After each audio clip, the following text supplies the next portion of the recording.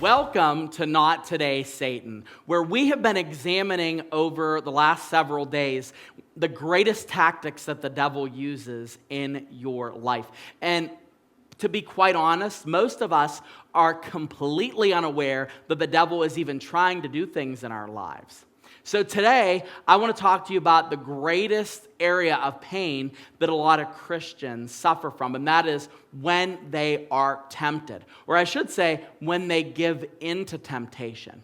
And I want to kind of reframe how you view temptation for a moment, because I want to always associate another word with temptation that I want you never to forget about, and that is temporary temptation. Temporary temptation. Because I'm going to explain to you how powerful this is and what a great way that this is going to help you to resolve some of the tension when you are tempted to do something that you know specifically is not good for your relationship with God or for your relationship with other people. But we have to go all the way back to the Garden of Eden to see how this method was used on Eve right before Adam and Eve sinned and the fall took place shortly thereafter. So we see that God had created Adam and Eve perfectly in a perfect environment. I mean, it was like the most beautiful piece of paradise you could ever imagine.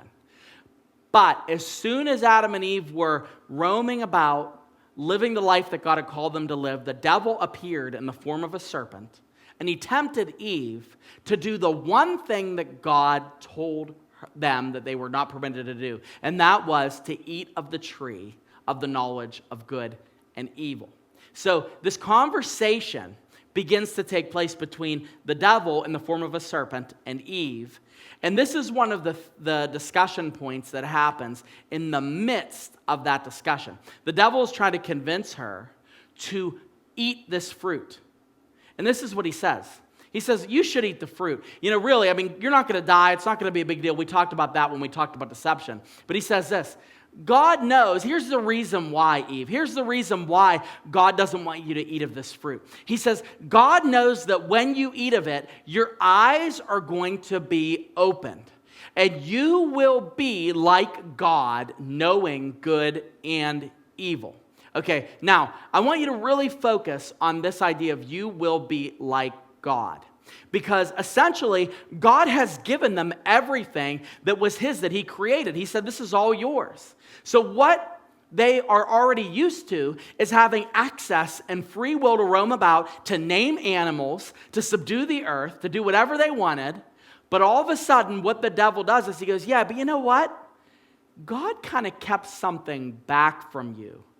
This is the first recorded FOMO in history. If you don't know what FOMO is, for those of you that might be young, or those of you that might be a little older, or you're not up with the lingo, like somebody as young as I am and as upbeat as I am, is this: FOMO is fear of missing out. So they had all this stuff, but the devil was like, Eve, do you really know what you're missing? You see, the reason why God doesn't want you to eat is because in that moment, something's going to happen. You're going to gain insight that God has. You're going to be like Him. You're going to unlock that new level of utopia.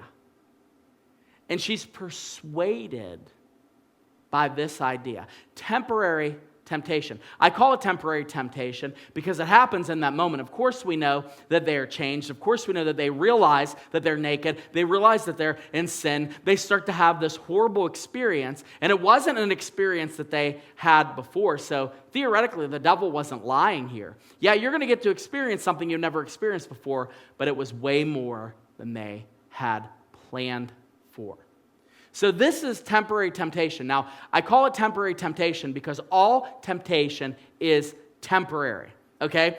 Temptation is this: when there's something pleasurable offered in a moment, and you have to make the choice whether you're going to obey your convictions or you're going to succumb to that temptation. But what's happening is you're thinking of only that moment. It's a temporary thing. And I say that it's temporary because a lot of people, they act as though the temptation is going to be something that they can get for the rest of their lives. Whatever that thing is, that it's going to happen over and over again, and that simply isn't true. The moment that Eve took of that fruit and Adam took of that fruit, they were changed. But the problem is they thought of just what was going to happen in that moment.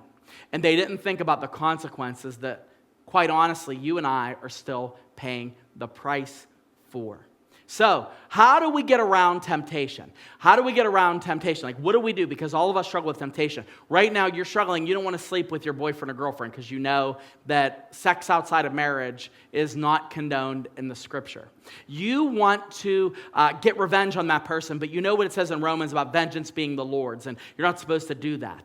You want to have a bad attitude. You want to complain a lot. But you know that God says that you ought to do everything wholeheartedly without grumbling. How do you avoid temptation in that moment to do the thing that your flesh is drawing you to do? I'm going to make this real easy for you. Is it possible to resist temptation? Here it is. Focus on God's providence and not on His prohibition. Focus on His providence and not on His prohibition. You see, one thing that Adam and Eve were focused on in that moment was, what did that forbidden fruit taste like? But you know what they weren't thinking of? All of the things that God had already provided for them and given them access to. What a bad trade-off. But isn't that the trade-off that we all do on a regular basis? We get upset that we can't experience the pleasures of a certain sin because it's against our conviction, or we know that it might hurt somebody else. While at the same time, we don't focus on the good things that God has placed in our lives that, frankly, we don't deserve. If you focus on God's provision and you quit focusing on something that God has said, don't do this, or it's probably better that you don't, you will end up making a decision out of a heart filled with gratitude instead of a heart filled with deficit. Now, the second thing, and this is something I just want to share with you now that you could see in the Genesis account. Quit making decisions based on the moment. What you should make a decision on is based on an hour after, or 5 hours after, or a week after. Don't think about what it's going to feel like in the moment. Think about what it's going to feel like on the way home. Think about what it's going to happen the first time you go back to church after you do that thing. Think instead about the long game. Because all temptation is temporary. And what we try to do is we want to live in the moment. We want to think about the moment. We want to live for that moment. But the fact is, one of the things that will dissuade you from doing the thing that the devil's trying to get you to do, that you know God doesn't want you to do, is thinking, what's this going to be like 20 minutes after I'm done with it? Think about that. And maybe you'll be led away from temptation and led instead into obedience and satisfaction.